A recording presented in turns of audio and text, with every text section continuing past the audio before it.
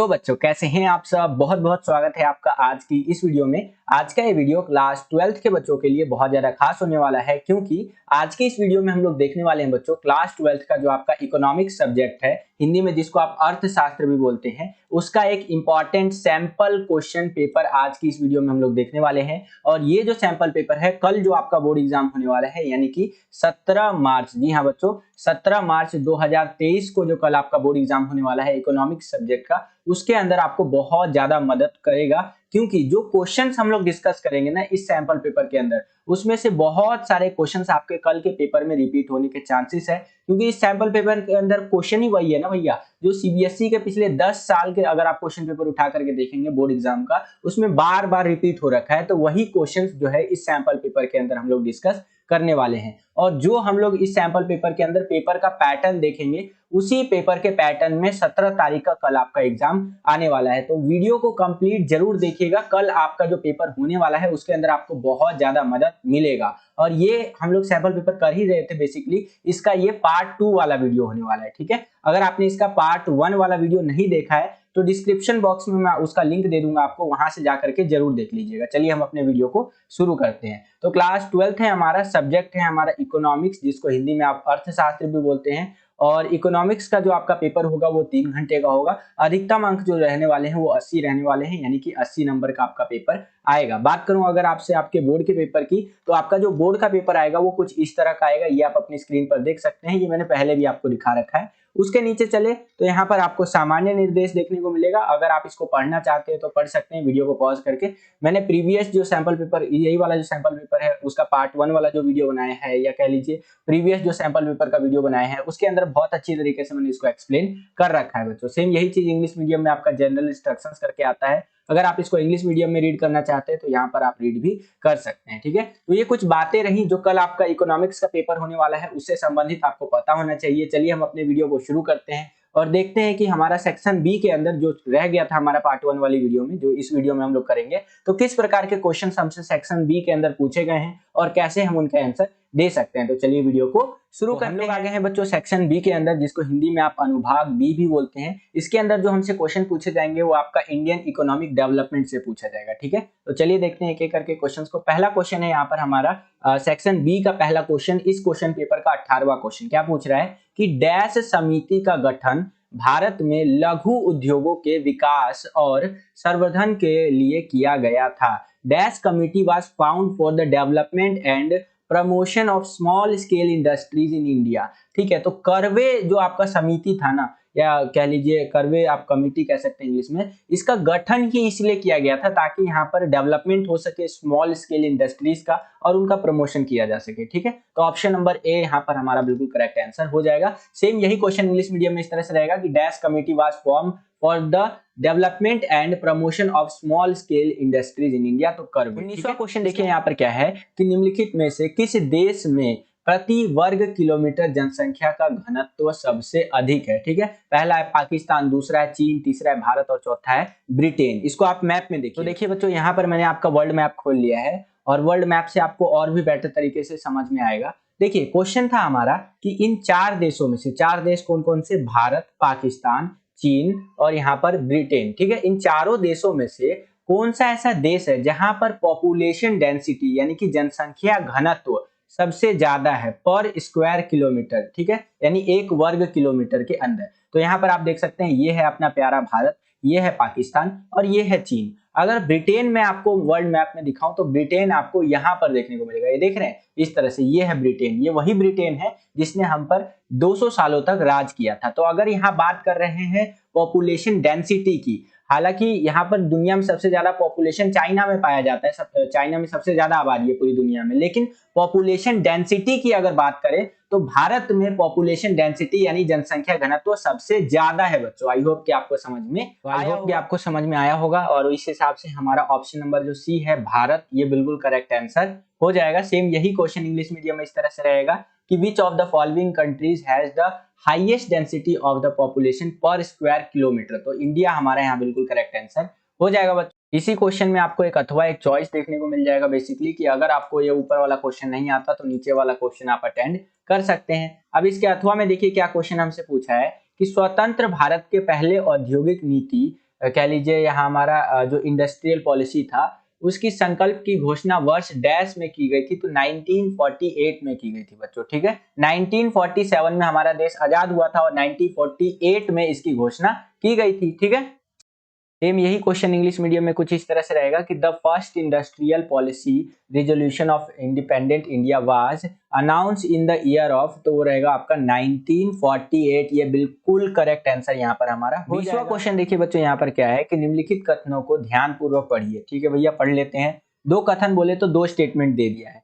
तो पहला स्टेटमेंट यानी पहला कथन क्या कह रहा है कि पिछले 20 वर्षों में औसत वैश्विक तापमान में वृद्धि हुई है, यानी कि एवरेज जो दुनिया का टेम्परेचर होना चाहिए ना, उसमें हमें वृद्धि बढ़ोतरी देखने को मिला है। चलो भैया मान लेते हैं। और दूसरा स्टेटमेंट क्या कह रहा है, यहाँ पर देख सकते हैं कि तेजी से औद्योगिकीकरण से वायु प्रदूषण के स्तर में वृद्धि हुई है। बहुत तेजी से जो फैक्ट्री उक्ट्री लगा रहे हैं दबा के एकदम, अरे पेड़ उड़ काटो, फैक्ट्री उक्ट्री लगाओ, ये सब जो हो रहा है ना, उससे क्या हो रहा है, वायु प्रदूषण के स्तर में वृद्धि देखने को मिला है। तो ये बात तो हम दिल्ली वालों से अच्छा कोई समझ ही नहीं सकता है भाई। दिल्ली में आप देखेंगे ना, इतना पोल्यूशन है, एयर पोल्यूशन। आप ठंडी के टाइम में जाएंगे, ठंडी के टाइम में अगर आप दिल्ली में रहते होंगे तो आपने महसूस किया होगा, ठंडी के टाइम में क्या होता है ना, कोहरा ही कोहरा होता है। और स्टेट के लोग ये सोचते हैं कि अरे कोहरा, ओहो माय गॉड, कोहरे की मजे लो एकदम, है ना, ठंडा ठंडा कोहरा। लेकिन दिल्ली में कोहरा नहीं होता है, वो धुंध की परत होती है। आपको लगता है कि वो ठंडी का जो कोहरा आता है एक्चुअल कोहरा है, वो कोहरा नहीं है भाई। ठंडी में वो ना एक कहते हैं ना पोल्यूशन का एक लेयर छा जाता है हमारे सरफेस पे, बिल्कुल दिल्ली के अंदर तो खास करके, ठीक है। तो ये भी बात बिल्कुल सही बोल रहे हैं यहाँ पर। तो ऑप्शन नंबर ए हमारा यहाँ बिल्कुल करेक्ट हो जाएगा। दोनों कथन एक और दो दोनों ही सही। यही क्वेश्चन इंग्लिश मीडियम में इस तरह से रहेगा कि read the following statement carefully, यानी कि जो स्टेटमेंट दे रखा है उसको रीड करिए। तो रीड हमने कर ही लिया कि जो एवरेज टेम्परेचर है ग्लोबली वो इंक्रीज हुआ है अगर पिछले 20 सालों में देखा जाए तो। और यहाँ पर स्टेटमेंट नंबर 2 था कि रैपिड इंडस्ट्रियलाइजेशन यानी कि औद्योगिकीकरण के कारण क्या हुआ है कि जो पोल्यूशन का लेवल था आपका एयर पोल्यूशन का वो इंक्रीज हुआ है, ठीक है। तो ऑप्शन नंबर ए करेक्ट हो जाएगा। Both statement number 1 and 2 are true. इस तरह से हमारा ये पहला वाला जो स्टेटमेंट है, मतलब पहला वाला ऑप्शन जो है बिल्कुल करेक्ट हो जाएगा। और स्टेटमेंट तो दोनों सही है भैया, ठीक है। इसके आगे चले तो यहाँ पर आई होप कि आपको एक क्वेश्चन समझ में आया होगा। यहाँ पर एक अथवा दे दिया, आपको एक चॉइस दे दिया बेसिकली कि अगर आपको ऊपर वाला क्वेश्चन नहीं आता तो नीचे वाला क्वेश्चन आप अटेंड कर सकते हैं। इसके चॉइस में देखिए क्या क्वेश्चन पूछा है कि भारत द्वारा किस वर्ष में नई आर्थिक नीति अपनाई गई, यानी कि जो हमने न्यू इकोनॉमिक पॉलिसी अपनाया था, अडॉप्ट किया था, वो किस ईयर में किया था, किस वर्ष में किया था। तो 1991 के अंदर किया था। और उस टाइम पे हमारे जो फाइनेंस मिनिस्टर थे और हमारे जो प्रधानमंत्री थे उनका नाम आपको कमेंट करके बताना है इस वीडियो के अंदर। देखता हूं कि कौन सा बच्चा ऐसा है, वो खुशनसीब बच्चा जो सबसे पहले कमेंट करेगा, और मैं उसको क्या करूंगा, हार्ट का सिंबल दे दूंगा, जिससे कि और बच्चे समझ सके कि बच्चे ने बिल्कुल करेक्ट आंसर दिया है। तो सबसे पहले आप मुझे कमेंट करके बताइए अगर आप यहां तक वीडियो देख चुके हैं तो, और आपको आंसर पता है तो। उस टाइम के जब 1991 के अंदर हमने न्यू इकोनॉमिक पॉलिसी अपनाया था, ये बात मैंने बता भी रखा है प्रीवियस वीडियोस के अंदर। तो उस टाइम पे हमारे फाइनेंस मिनिस्टर कौन थे देश के, और उस टाइम पे हमारे प्राइम मिनिस्टर कौन थे, ये आप मुझे कमेंट करके बताइए उनका नाम, ठीक है। चलिए यही क्वेश्चन इंग्लिश मीडियम में इस तरह से रहेगा, in which year the new economic policy was adopted by India, तो 1991, ठीक है। चलिए नेक्स्ट क्वेश्चन क्या है, 21वां क्वेश्चन, पहचाने कि निम्नलिखित में से कौन भारत के ग्रामीण क्षेत्रों में गैर संस्थागत ऋण का स्रोत है। यानी कि यहाँ पर आपको पहचानना है कि भारत का जो ग्रामीण क्षेत्र है, रूरल एरिया है, वहां पर नॉन इंस्टीट्यूशनल क्रेडिट देने वाला यानी कि पैसा देने वाला कौन सा यहाँ पर आपको चीज देखने को मिलता है, मतलब कौन से एरिया के अंदर लोगों को ज्यादा पैसा मिलता है, ठीक है। नाबार्ड के अंदर, क्षेत्रीय ग्रामीण बैंकों के द्वारा, साहूकारों के द्वारा, या फिर वाणिज्यिक बैंकों के द्वारा। तो देखिए सबसे ज्यादा जो गांव में पैसा मिलता है वो साहूकारों के द्वारा पैसा मिलता है। साहूकार लोग क्या है, 6%, 8%, 10% ब्याज पर क्या करते हैं, पैसा देते हैं। और किसान लोगों को, गांव वालों को लेना मजबूरी होता है, उनको शादी करवाना होता है अपने बच्चों का, जनेऊ मुंडन वगैरह ये सब करना होता है, ठीक है, जिस कारण से उनको ये पैसा लेना पड़ता है भैया, नहीं तो क्या करेंगे, बैंक उनको लोन देता नहीं है जल्दी। तो ये हमारा ऑप्शन नंबर सी बिल्कुल करेक्ट आंसर हो जाएगा। सेम यही क्वेश्चन इंग्लिश मीडियम में इस तरह से रहेगा कि identify which of the following is the source of non institutional credit in rural area of India. तो वो रहेगा मनी लैंडर्स यानी कि साहूकार लोग, ठीक है। आगे चलते हैं, यहाँ पर देखिए आपको क्या करना है, कॉलम 1 में दी गई घटनाओं के सेट और कॉलम 2 में दिए गए संगत तथ्यों में से कथन की सही जोड़ आपको चुनना है। ठीक है, तो यहाँ पर सही जोड़े का अगर हम लोग बात करें तो मनमोहन सिंह जी हमारे यहाँ पर 1991 के आर्थिक सुधारों के अंदर एक इंपॉर्टेंट पद पर थे। अब वो पद आपको कमेंटे करके बताना है कि न्यू इकोनॉमिक पॉलिसी जब हम लोग अपना रहे थे तो किस पद पर थे मनमोहन सिंह जी। यहाँ पर आपको एक और हिंट मिल गया, देख रहे हैं आप। ठीक है, तो चौथा हमारा यहाँ पर जो डी वाला ऑप्शन है बिल्कुल करेक्ट आंसर हो जाएगा। सेम यही क्वेश्चन इंग्लिश मीडियम में इस तरह से आएगा, ये आप अपनी स्क्रीन पर देख सकते हैं। और इकोनॉमिक रिफॉर्म्स के अंदर हमारे मनमोहन सिंह जी थे। ठीक है, तो ये हो जाएगा, तो ऑप्शन नंबर डी हमारा करेक्ट आंसर हो जाएगा। अगला क्वेश्चन देखिए, 23वां क्वेश्चन क्या है, यहाँ पर निम्नलिखित कथनों को ध्यानपूर्वक आपको विचार करना है। ठीक है, पढ़ना है, यहाँ पर ये थोड़ा सा मिस्टाइप हो गया है, इसको छोड़िए, ध्यानपूर्वक पढ़े और विचार करें। तो चलिए देखते हैं कि गरीबी व बेरोजगारी उन्मूलन विशेष कार्यक्रम में शामिल है। इसमें शामिल क्या है भैया, वो बताना है। ठीक है, पहला है महात्मा गांधी राष्ट्रीय गारंटी रोजगार गारंटी अधिनियम, मनरेगा जो जिसको आप कहते हैं। तो गरीबी के आप कह लीजिए और बेरोजगारी जो है उसके उन्मूलन में ये शामिल है। ये क्या होता है, गांव में जो लोग रहते हैं उनको गवर्नमेंट ना एक चीज फिक्स कर देती है कि साल में 365 दिन होते हैं, तो एटलीस्ट हम आपको 100 दिन तो रोजगार देंगे ही देंगे, अगर रोजगार नहीं देंगे तो उसका भत्ता देंगे आपको। ठीक है, तो ये चीज फिक्स कर देते हैं गवर्नमेंट लोग, तो इसको कहते हैं महात्मा गांधी राष्ट्रीय ग्रामीण रोजगार गारंटी अधिनियम। ठीक है, जिसको आप मनरेगा भी बोल देते हैं, तो ये बिल्कुल करेक्ट हो जाएगा। अगला है स्वर्ण जयंती शहरी रोजगार योजना, ये भी ठीक हो जाएगा। अगला है प्रधानमंत्री रोजगार योजना, ये भी बिल्कुल करेक्ट है इस कथन के संदर्भ में। अगला है स्वर्ण जयंती ग्राम स्वरोजगार योजना, ठीक है, स्वरोजगार योजना, तो ये भी करेक्ट हो जाएगा। तो इस हिसाब से ऑप्शन नंबर सी हमारा बिल्कुल करेक्ट हो जाएगा। पहला, दूसरा, तीसरा और चौथा बिल्कुल सही है, बिल्कुल यहाँ पर। ठीक है, और यही क्वेश्चन इंग्लिश मीडियम में इस तरह से आएगा।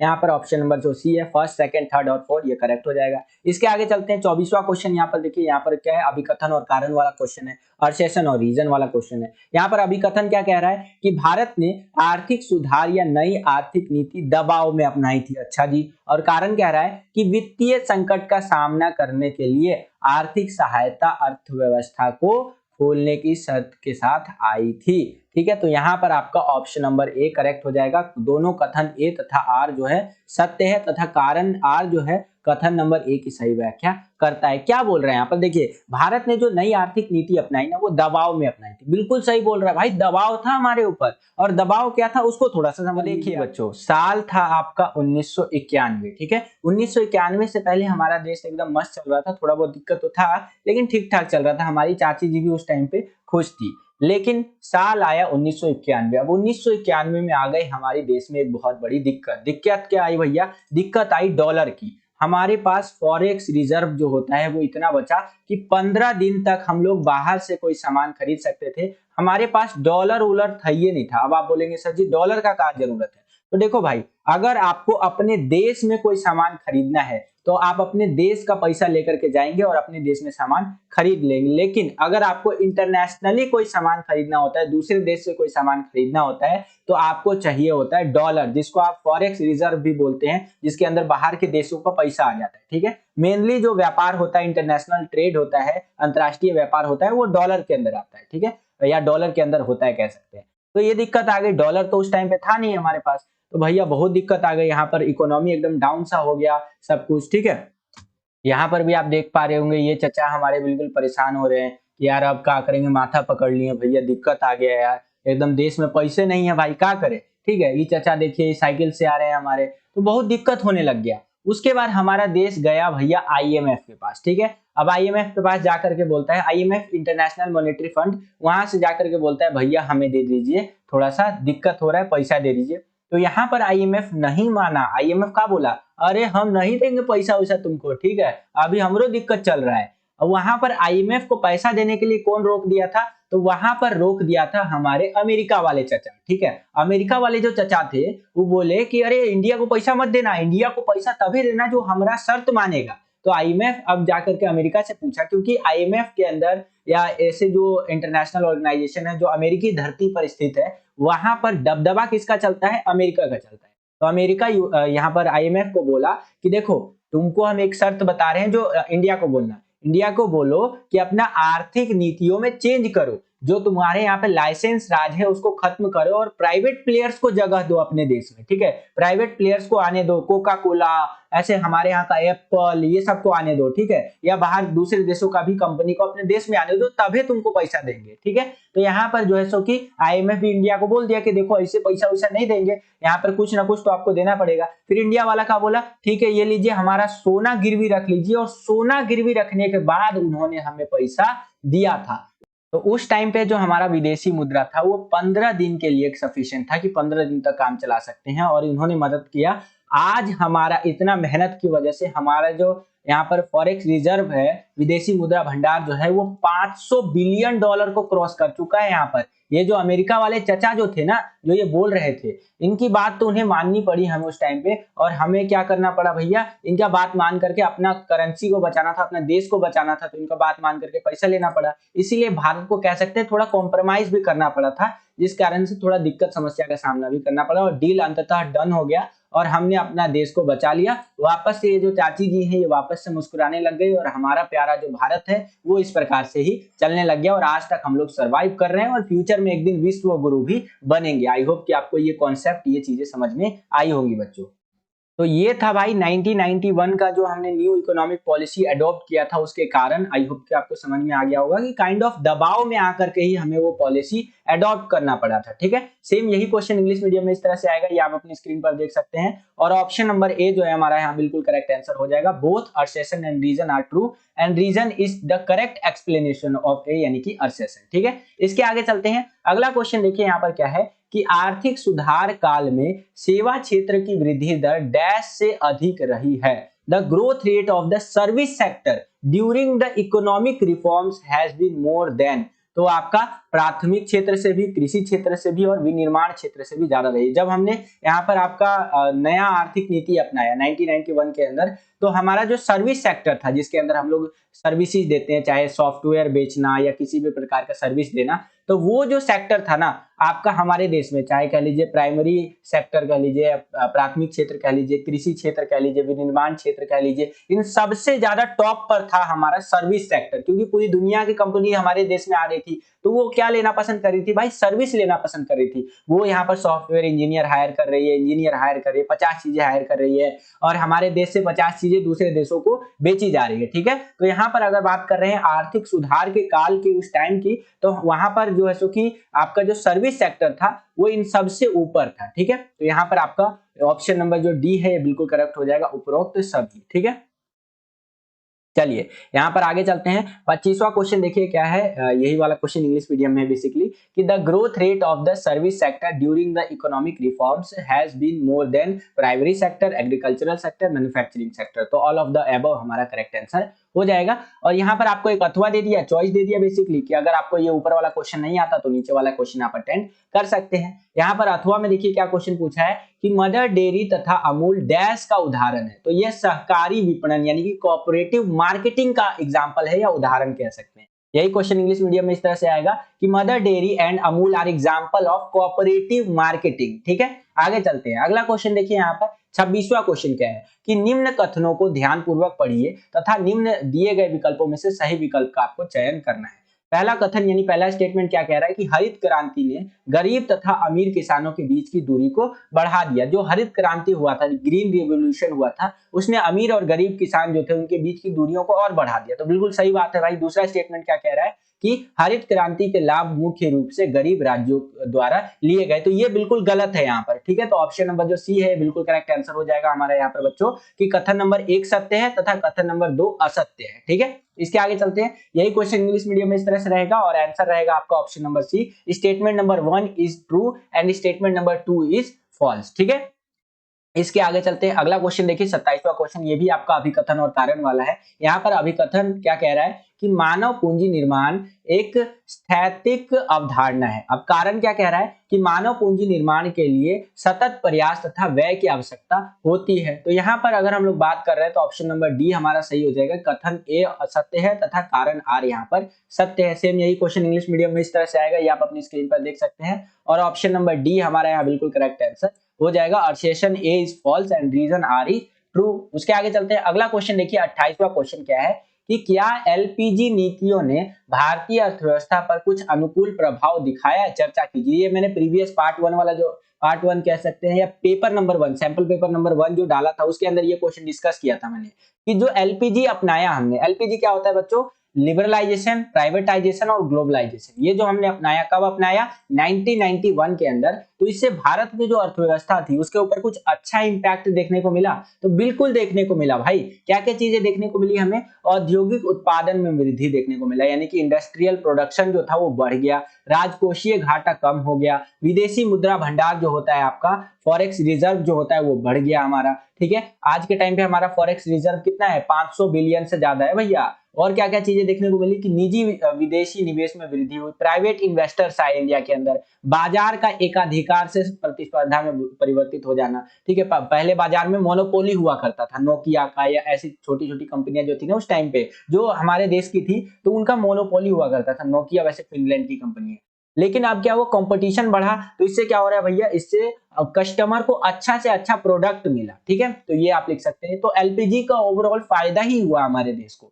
सेम यही क्वेश्चन इंग्लिश मीडियम में इस तरह से आएगा और आंसर आपको कुछ इस प्रकार से लिखना है बच्चों। इसके आगे चलते हैं, अगला क्वेश्चन देखिए कि वैश्वीकरण शब्द की व्याख्या कीजिए। भारतीय अर्थव्यवस्था के वैश्वीकरण यहाँ पर करने के परिणाम स्वरूप बाह्य जो है सो प्रापण की व्याख्या करनी है, ठीक है। इसको थोड़ा सा समझिए। देखिए वैश्वीकरण का अर्थ क्या होता है, वैश्वीकरण का अर्थ होता है घरेलू अर्थव्यवस्था को शेष विश्व की अर्थव्यवस्था के साथ जोड़ देना, ठीक है। इसको भी थोड़ा मैप की सहायता, ये आप देख पा रहे होंगे बच्चों, ये है हमारा प्यारा भारत, ठीक है। और यहाँ पर मैं आपको दिखा रहा हूँ, ये है आपका अमेरिका यानी कि यूनाइटेड स्टेट्स, ठीक है।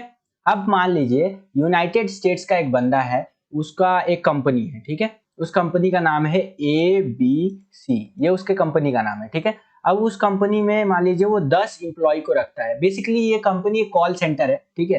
कॉल सेंटर में 10 इंप्लॉय को रखता है। अगर अमेरिका के बंदों को रखेगा वो, तो अमेरिका में पर आवर के हिसाब से, मतलब हर एक घंटे के हिसाब से चार्ज किया जाता है। जैसे एक घंटे का मान लीजिए $30 दे दिया, तो उस हिसाब से चार्ज किया जाता है। तो अमेरिका वाला अगर बंदा को एक रखेगा तो अमूमन उसको महीना में नहीं तो सैलरी कितना भी कम से कम देगा, तो मान लीजिए सपोज करिए कि उसको दे देगा मान लीजिए 10,000, ठीक है। कितना, $10,000, ठीक है। या उससे कम भी दे सकता है भाई, मान लीजिए कि वहां पर मान लीजिए 5,000 दे दिया, चलो 5,000 यहाँ पर मान के चलते हैं, 5,000 दे दिया अमेरिका के एक बंदे को, ठीक है। तो ये हमने यहाँ पर मान लिया कि $5,000 वो एक महीने का दे रहा है भैया। और $5,000 कितना होता है वो भी मैं आपको बता देता हूँ एक बारी। तो ये आप देख सकते हैं बच्चों, $5,000 मैंने यहाँ पर टाइप किया है। और $5,000 का मतलब है भैया इकाई, दहाई, सैकड़ा, हजार, दस हजार, लाख, यानी कि 4 लाख रुपया एक महीने का, 4,13,000 रुपया एक महीने का दे रहा है खाली। ये देख रहे हैं आप, 4,13,000 रुपए, ठीक है। और वही अमेरिका का जो बंदा है भैया, वो अपना सारा बोरिया बिस्तर लेके आता है इंडिया में, और इंडिया में क्या करता है, वो अपना सेटअप करता है कॉल सेंटर दिल्ली में, सपोज कीजिए यहाँ पर दिल्ली में सेटअप करता है, और वहां पर 10 बंदों को हायर करता है, इंडियन बंदों को, ठीक है। अब वहां पे वो पर आवर के हिसाब से, तो इंडिया में कोई रूल नहीं है, इंडिया में क्या है, वीकली या फिर मंथली पैसा दिया जाता है। तो यहाँ पर मान लीजिए वो मंथली पैसा देता है। मंथली कितना दे देगा भाई, उसको दे देगा यहाँ पर आपका अराउंड 50,000 ले लो, ठीक है। मंथली इंडियन रुपीज में बता रहा हूँ, 50,000 रुपए दे रहा है उसको, 50K। तो सोचो 50,000 को अगर मैं डॉलर टू INR करूं, तो वो आपका निकल करके आएगा अराउंड $600 ले लेते हैं, ठीक है। तो $600 यहाँ पर वो देगा। $600 भी छोड़िए, यहाँ पर मैं आपको दिखा देता हूँ ना, 650 ले लीजिए यार, या 650 तो ज्यादा हो जाएगा, 600 आपका 40 ले लीजिए, ठीक है। हाँ अराउंड इतना $640 दे रहा है इंडियन बंदे को एक महीने का। और वहीं पे अमेरिकन बंदे को कितना दे रहा था, वो $5,000, ठीक है। ये कम ज्यादा भी हो सकता है, मैंने सिर्फ एग्जाम्पल के लिए आपको बताया है, ठीक है। तो सोचिए कहाँ ये $5,000 इतना पैसा उसको दे रहा है अमेरिकन बंदे को, और कहाँ इंडिया में आएगा वो $640 में उसका काम हो जाएगा। और यहाँ अमेरिका वाला जो बंदा इंडिया में आएगा और इंडिया वाले जिस भी बंदे को जॉब देगा, वो तो भैया खुश खुश हो जाएगा कि कॉल सेंटर में काम करने का मेरे को 50,000 रुपए मिल रहा है भाई, बल्ले बल्ले मेरी तो लॉटरी लग गई भाई, ओए होए बंगड़ा पाल ले। तो इस तरह से खुश हो जाएगा भाई वो। तो सोचिए, तो यहाँ पर इसको बोलते हैं आउटसोर्सिंग, यानी कि बाहर के लोग इंडिया में अपना कॉल सेंटर सेटअप करते हैं और इंडिया के लोगों को काम देते हैं, क्योंकि उनका भी खर्चा कम हो और यहाँ के लोगों को तो फायदा होता ही है। जब आप किसी अमेरिका के कॉल सेंटर में कॉल लगाएंगे ना, तो वहां से बोलेगा हेलो नमस्कार, hello welcome to the call centre, जो भी नाम होगा कंपनी का, मैं यहाँ से बात कर रहा हूँ, तो आपको लगेगा आपने अमेरिका में कॉल लगाया है, लेकिन वो कॉल लगता है इंडिया में ही है भाई, क्योंकि सारे अमेरिका के बंदे या और भी देश के बंदे ने क्या कर रखा है कि इंडिया में कॉल सेंटर्स बीपीओ वगैरह यहाँ पर स्टैब्लिश कर रखे हैं। तो सोचिए, तो ये होता है फायदा वैश्वीकरण का, इसको आउटसोर्सिंग बोलते हैं। समझ में आया आपको? आई होप कि आपको समझ में आया होगा। तो लाइक हुआ कर दीजिए, जितना जरा वीडियो को लाइक करते हैं उतना जरा हमारा मोटिवेशन बढ़ता है और वीडियोस को बनाने के लिए लाइक जरूर। जो चीज मैंने आपको बताया वही चीज यहाँ पर किताबी लैंग्वेज में लिख रखा है, वीडियो को पॉज करके पूरा का पूरा आप यहाँ पर रीड आउट कर सकते हैं बच्चों, ठीक है। तो ये होता है आपका वैश्वीकरण, और वैश्वीकरण का यहाँ पर फायदा भी मिल रहा है भैया, यहाँ पर बाह्य अपन कह लीजिए या आउटसोर्सिंग के थ्रू, ठीक है। तो इस तरह से आप यहाँ पर लिख सकते हैं। सेम यही क्वेश्चन इंग्लिश मीडियम में इस तरह से आएगा, यहाँ पर आप देख ही सकते हैं, और आंसर जो आपको लिखना है वो कुछ इस प्रकार से लिखना है, ये आप अपनी स्क्रीन पर देख सकते हैं। क्वेश्चन में आपको एक अथवा देखने को मिल जाएगा, चॉइस देखने को मिल जाएगा बेसिकली, कि अगर आपको ऊपर वाला क्वेश्चन नहीं आता तो नीचे वाला क्वेश्चन आप अटेंड कर सकते हैं। इसके अथवा में इसके चॉइस में देखिए क्या क्वेश्चन हमसे पूछा है कि भारत में ग्रामीण विकास की प्रक्रिया में ग्रामीण बैंकिंग प्रणाली की भूमिका का समालोचनात्मक मूल्यांकन करिए, ठीक है, या कीजिए बेसिकली। यानी कि भारत के गांवों का अगर हम लोगों को विकास करना है तो ग्रामीण बैंकिंग प्रणाली, जिसको आप कह सकते हैं रूरल बैंकिंग सिस्टम, उसको इंप्रूव करना होगा भैया, ठीक है। उसी के बारे में यहाँ पर आपको बताना है। तो देखिए, बैंकिंग प्रणाली के तेजी से विस्तार का ग्रामीण कृषि और गैर कृषि उत्पादन, आय और रोजगार पर सकारात्मक प्रभाव पड़ा है। इसके बावजूद ग्रामीण बैंकिंग में निम्नलिखित समस्याओं का सामना करना पड़ता है, जैसे देश में ग्रामीण ऋण की मात्रा अभी भी इसकी मांग की तुलना में अपर्याप्त है, यानी कि गांव में लोगों को जितना कर्जा चाहिए उतना कर्जा बैंक नहीं दे पाता है, और संस्थागत स्रोत देश के पूरे ग्रामीण किसानों को कवर करने में विफल है, यानी कि उतना गांव के लोगों को कवर नहीं किया जाता है। जरूरतमंदों, छोटे और सीमांत किसानों की ऋण आवश्यकताओं पर कम ध्यान दिया जाता है, या ध्यान दिया गया कह लीजिए, और कृषि ऋण में अति देय की समस्या बन चुकी है, यानी कि किसानों को तो लोन मिलवे नहीं करता है भाई। तो इन सब चीजों को हमें इंप्रूव करने की जरूरत है। तो इस प्रकार से आंसर आप लिख सकते हैं बच्चों। आई होप कि आपको समझ में आया होगा। सेम यही क्वेश्चन इंग्लिश मीडियम में इस तरह से आएगा, ये आप अपनी स्क्रीन पर देख सकते हैं, और आंसर आपको कुछ इस प्रकार से लिखते हुए चलना है, ठीक है। इसके आगे चलते हैं। अगला क्वेश्चन है कि भारत में कृषि ऋण में चुनौतियों के बारे में संक्षेप में चर्चा कीजिए, ठीक है। तो कृषि ऋण यानी कि अगर एक किसान है उसको ऋण चाहिए तो क्या दिक्कत आता है, उसमें थोड़ा सा चर्चा करना है, ठीक है। तो उसको थोड़ा सा समझिए, यहाँ पर थोड़ा समझिए बच्चों। मान लीजिए ये हमारे चचा है, ये किसान है, ठीक है। अब इन चचा को पैसा चाहिए खेती करने के लिए, अगर इनको अपना खेती आगे बढ़ाना है तो इनको चाहिए पैसा, ठीक है। इनको क्या करना है भैया, खेती करना है। तो ये जाएंगे बैंक के पास कि भैया हमको खेती करना है, पैसा दे दीजिए ना बैंक जी। तो बैंक क्या बोलेगा, अरे हम आपको पैसा नहीं दे सकते, XYZ हमारे बहुत रीजन है, हम आपको पैसा देंगे, आपका जो है सो कि खेती बर्बाद हो गया, फसल बर्बाद हो गया, तो हमारा पैसा कौन लौटाएगा, तो हम आपको पैसा नहीं दे सकते। अब ये चचा हमारे हो जाएंगे परेशान। अब ये लास्ट में चचा कहाँ जाएंगे, सब कुछ थक हार के ये जाएंगे हमारे साहूकार जी के पास। अब साहूकार जी इनको देखेंगे कि अच्छा चचा आए हैं हमारे, तो यहाँ पर क्या बोलेंगे साहूकार जी, ठीक है चचा, हम आपको यहाँ पर पैसा तो दे देंगे लेकिन 10% ब्याज के साथ देंगे, ठीक है। अब यहाँ पर चचा बोलेंगे कि क्या करे मालिक, मालिक दे दीजिए, मालिक क्या करे, बहुत गरीब आदमी है मालिक, 10% तो बहुत कम हो जाएगा, बहुत ज्यादा हो जाएगा, सॉरी, यहाँ पर थोड़ा कम करके दीजिए। तो ये हमारे जो ये यहाँ साहूकार जी है, ये बोलेंगे कि नहीं नहीं नहीं, 10% से कम तो बात नहीं बनेगा चचा जी। तो चचा जी लास्ट में क्या बोलेंगे कि ठीक है यहाँ पर साहूकार जी दे दीजिए पैसा, क्या करे, बिटिया का शादी करना है, यहाँ पर बिटिया का उम्र हो रहा है, अब यहाँ पर हम यहाँ मेहनत नहीं करेंगे तो कैसे घर चलेगा। तो ये साहूकार जी क्या करेंगे कि ये जो हमारे चचा है इनको पैसा दे देंगे। तो यहाँ पर हमें क्या चीज देखने को मिला इस स्टोरी से कि बैंक जो है वो खास करके ग्रामीण बैंक कह लीजिए या बाहर का बैंक भी, वो किसानों पर कम ध्यान देता है, उनको पैसा वैसा देने का ज्यादा हेल्प नहीं कर पाता है, ठीक है, कवरेज ही कम है। तो ये आपको समझना पड़ेगा, ठीक है। कॉन्सेप्ट समझ में आया, लिख लेंगे आप यहाँ पर। वही चीज आपको किताबी लैंग्वेज में दिखा देता हूँ, ऐसे किताबी लैंग्वेज में आपका लिखा हुआ है। चीजें मैंने आपसे डिस्कस की वही चीज यहाँ पर किताबी लैंग्वेज में लिख रखा है कि भारत में ग्रामीण ऋण की सीमाएं, ठीक है, ऋण उपलब्धता की कमी है, वहां पर कर्जा देने वाले हइये कम है भाई, ठीक है। साथ ही साथ गरीब किसानों पर कम ध्यान दिया जाता है, अपर्याप्त संस्थागत कवरेज है, ज्यादा संस्थाएं कवर ही नहीं करती है गांव को, भारत के गांव को। तो यहाँ पर इस प्रकार से आंसर लिखना है, वही एक्सप्लेन करके यहाँ पर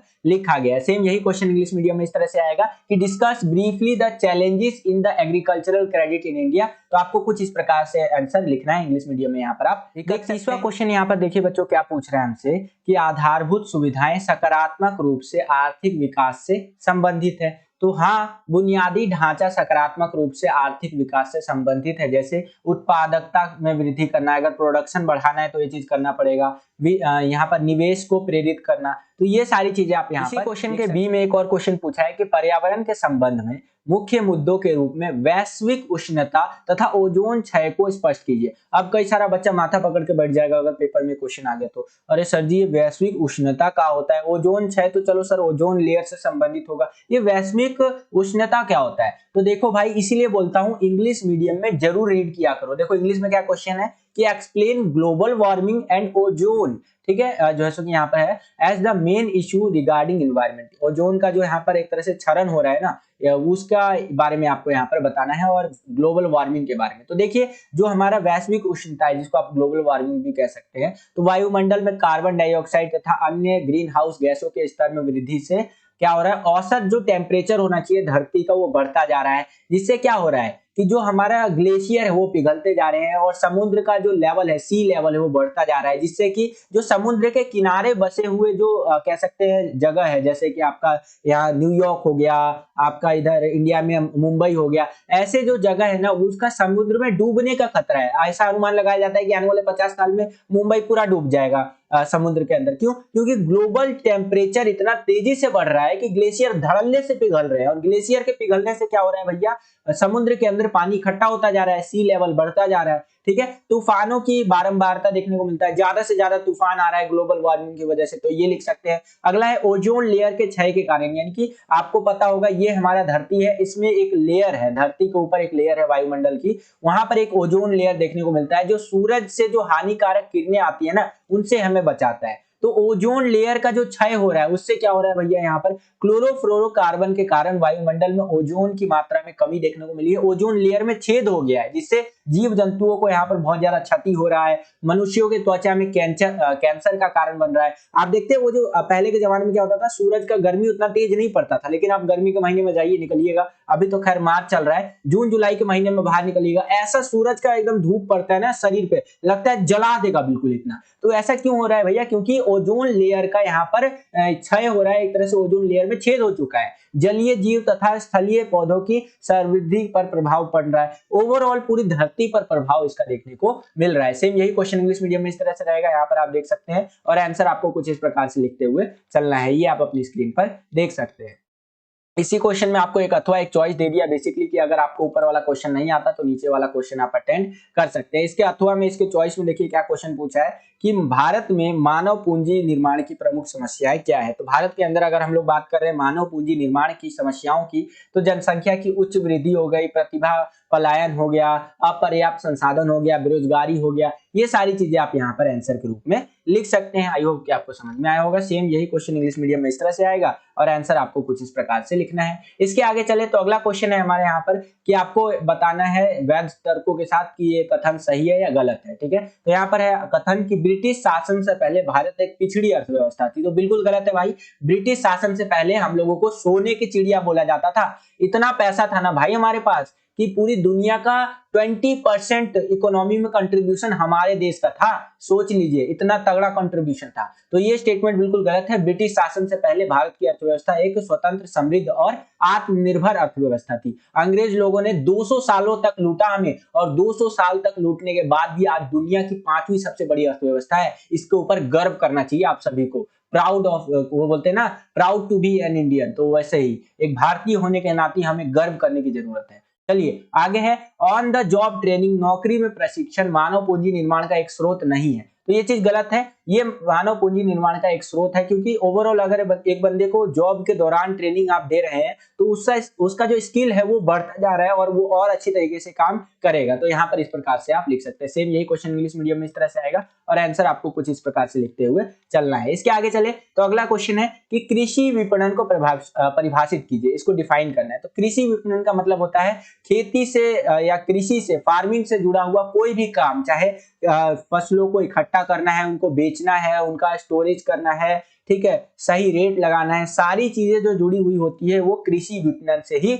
जुड़ी हुई होती है, आप यहाँ पर देख भी सकते हैं। ठीक है, इसका अगला क्वेश्चन है कि ग्रामीण विकास में सूक्ष्म ऋण कार्यक्रमों के महत्व की संक्षेप में आपको चर्चा करनी है। सूक्ष्म ऋण कार्यक्रम मतलब कि सेल्फ हेल्प ग्रुप वाले नहीं होते, जैसे 4-5 लोग करके मिल करके कमेटी बना लेते हैं, तो उस टाइप के लोगों का क्या महत्व है, तो बहुत इंपॉर्टेंट महत्व है वो एक गांव के विकास के लिए और खास करके गांव की बैंकिंग प्रणाली के विकास के लिए बहुत ज्यादा इंपॉर्टेंट होता है। ठीक है, यहाँ पर आप देख सकते हैं, इस तरह से आंसर आपको लिखना है। उसके आगे चले तो अगला क्वेश्चन है कि जैविक खेती के प्रारंभिक वर्षों में किसानों के सामने आने वाली किन्हीं 2 समस्याओं की सूची बनाइए। यानी कि अगर कोई बंदा ऑर्गेनिक फार्मिंग करता है तो उससे क्या दिक्कत होता है, वहां बिना मतलब वहां पर कीटनाशक या इस तरह से पेस्टिसाइड खाद वगैरह डाल करके अगर हम लोग खेती करेंगे तो क्या दिक्कत आएगा। पहला दिक्कत आएगा अपर्याप्त बुनियादी ढांचा और विपणन का। ठीक है, यानी कि ओवरऑल जो चीजें हैं उतना अच्छी तरीके से अवेलेबल नहीं है। पारंपरिक कृषि उत्पादों की तुलना में जैविक उत्पादों की सेल्फ लाइफ कम होती है। ठीक है, यानी कि जो आप जैविक उत्पाद करेंगे, ऑर्गेनिक फार्मिंग करेंगे बिना किसी पेस्टिसाइड के यानी बिना किसी खाद के, तो आपका जो फसल उगेगा वो कम दिनों तक यहाँ पर चलेगा, मतलब जल्दी सड़ जाएगा, ये इस तरह से आप समझ सकते हैं। ठीक है, उत्पादन भी कम होता है, वहां पर उगा भी कम पाएंगे। यही क्वेश्चन आपके इंग्लिश मीडियम में कुछ इस तरह से रहेंगे और आंसर इस प्रकार से आपको लिखते हुए चलना है, ये आप अपनी स्क्रीन पर देख सकते हैं बच्चों। ठीक है, इसी में आपको एक अथवा दे दिया, एक चॉइस दे दिया बेसिकली कि अगर आपको ऊपर वाला क्वेश्चन नहीं आता तो नीचे वाला क्वेश्चन आप अटेंड कर सकते हैं। इसके अथवा में क्या है कि कल्पना कीजिए कि आप एक गांव के निवासी हैं, निर्धनता की समस्या से निपटने के लिए कुछ उपाय बताना है। तो ये मैंने पहले भी बता रखा है कि निर्धनता यानी गरीबी से निपटना है तो ओवरऑल अपना स्किल डेवलपमेंट करना होगा और लोगों को जागरूक करना पड़ेगा। ठीक है, इस प्रकार से हम लोग यहाँ पर निर्धनता की समस्या से निपट सकते हैं। अगला क्वेश्चन है कि हमारे देश के लिए ग्रामीण विकास अत्यंत महत्वपूर्ण क्यों है। क्योंकि हमारे देश की ज्यादातर आबादी अभी भी गांव में रहती है और उनका विकास करेंगे तो हमारे देश का विकास होगा, इसलिए ग्रामीण विकास आज भी जरूरी है। ठीक है, तो इस प्रकार से लिख सकते हैं। सेम यही क्वेश्चन इंग्लिश मीडियम में इस तरह से आएंगे, ये आप अपनी स्क्रीन पर देख सकते हैं। अब हम लोग आ गए हैं 34वें क्वेश्चन के अंदर। यहाँ पर क्या है, निम्नलिखित पार्ट, ये जो पार्ट है मतलब पैसेज है, इसको ध्यान से पढ़ना है और जो आपसे क्वेश्चन पूछे जाएंगे उनका आंसर आपको देना है। ये जो आपका पैसेज है ये आपका दे रखा है हरित क्रांति के ऊपर। ठीक है, तो यहाँ पर आप देख सकते हैं, वीडियो को पॉज करके पूरा का पूरा पढ़ भी इसको सकते हैं बच्चों। इसके बेसिस पे जो हमसे क्वेश्चन पूछे जाएंगे उनका आंसर हम लोग देने का प्रयास करेंगे। तो इसके बेसिस पे पहला क्वेश्चन है कि हरित क्रांति क्यों लागू की गई और इसके किसानों को क्या लाभ हुआ। ठीक है, तो देखिए हरित क्रांति इसीलिए लागू की गई थी, मैं आपको समझा देता हूं, बाकी आप वीडियो को पॉज करके भी रीड कर सकते हैं। हमारे देश में ना यहाँ पर खेती जो हो रहा था बिल्कुल लोएस्ट लेवल तक चला गया था, खेती हम लोग कर ही नहीं पा रहे थे, बहुत दिक्कत आ रहा था। तो उत्पादन को बढ़ाने के लिए यानी खेती से जो अनाज हम लोग उगाते हैं उस चीज को बढ़ाने के लिए हरित क्रांति को लागू किया गया। इसके अंदर जो है किसानों को बीज, अच्छे गुणवत्ता वाले बीज, कीटनाशक, ये सारी चीजें प्रोवाइड करवाई गई और जिससे कि हम लोग प्रोडक्शन को यानी कि खेती में होने वाले जो अनाज उगाते थे उस चीज को बढ़ा सके, ज्यादा से ज्यादा उगा सके और किसानों को ये लाभ हुआ कि उनको सरकार की तरफ से मदद मिली, जिससे कारण उन्होंने क्या किया कि और भी ज्यादा मेहनत किया और आज हमारा देश इतना ज्यादा संपन्न हो चुका है कि आज न केवल पूरे हमारे देश की आबादी को खाना मिल पाता है बल्कि हम दूसरे देशों को भी खाना देते हैं, प्रोवाइड करवाते हैं, इतना अनाज उगता है हमारे देश में। तो ये लिख सकते हैं। अगला क्वेश्चन है कि निम्नलिखित कथन को वैध स्पष्टीकरण के साथ न्याय संगत ठहराइए। हरित क्रांति ने सरकार को अपने भंडारण का निर्माण करने के लिए पर्याप्त खाद्यान्न की खरीद करने में सक्षम बनाया जो कमी के समय इस्तेमाल किया जा सकता है। ठीक है, तो बिल्कुल सक्षम बनाया है भैया, दिया गया कथन उचित है क्योंकि हरित क्रांति ने सरकार को भारतीय खाद्य निगम जैसी एजेंसियों के माध्यम से अधिक खाद्यान्न खरीदने और संरक्षित करने में मदद की है। ज्यादा से ज्यादा अब सरकार क्या करता है, यहाँ पर अनाज वगैरह खरीद के उसको स्टोर कर लेता है ताकि फ्यूचर में इस्तेमाल उसको कर सके। खाद्यान्न उत्पादन की इतनी वृद्धि हुई है कि भारत ने न केवल खाद्यान्न के बफर स्टॉक को बनाए रखना शुरू किया है बल्कि खाद्यान्न निर्यात यानी एक्सपोर्ट भी करना यहाँ पर शुरू कर दिया है और उसका एक प्रमुख खिलाड़ी भी बन गया है। तो इस प्रकार से आंसर आप लिख सकते हैं। सेम यही क्वेश्चन इंग्लिश मीडियम में इस तरह से आएगा, ये आप अपनी स्क्रीन पर देख सकते हैं। इस तरह से आपका ये रीड करना होगा और इसके बेसिस पे जो क्वेश्चन हमसे पूछे जाएंगे ये आप देख सकते हैं, जो अभी हमने हिंदी में डिस्कस किया वही इंग्लिश में रहेंगे। ठीक है, तो यहाँ पर हमारा जो इकोनॉमिक्स का सैंपल पेपर नंबर 2 था वो समाप्त होता है बच्चों। आई होप कि आपको समझ में आया बच्चों। यही था आज का ये वीडियो। आई होप कि आपको ये वीडियो पसंद आया होगा। अगर आपको ये वीडियो पसंद आया तो ज्यादा से ज्यादा इस वीडियो को लाइक कीजिए। जितना ज्यादा आप इस वीडियो को लाइक करेंगे उतना ज्यादा हमारा मोटिवेशन बढ़ता है और वीडियोस को बनाने के लिए। अगर आप हमारे चैनल पर नए आ गए हैं और चैनल को सब्सक्राइब नहीं किया है तो सब्सक्राइब कर लीजिए। इसी प्रकार की वीडियोस हम आपके लिए लेकर के आते रहते हैं। जैसे ही आप चैनल को सब्सक्राइब करेंगे, बगल में आपको बेल का घंटी या घंटा कुछ भी कह सकते हैं उसका आइकन देखने को मिलेगा, उसको प्रेस करके ऑल पे क्लिक कर दीजिएगा, जिससे कि जो भी हम नया वीडियो डाले उसका नोटिफिकेशन सबसे पहले आपके फोन पर आ जाया करे और आपकी जो तैयारी है वो और भी बेहतर से बेहतर तरीके से हो सके। आज के लिए इतना ही बच्चों, मिलता हूं आपसे अगली और एक्साइटिंग वीडियो में। तब तक के लिए खुश रहिए, खुश रखिए सभी को। जय हिंद, वंदे मातरम और ऑल द बेस्ट सभी को। अच्छे से पेपर करना। जय हिंद।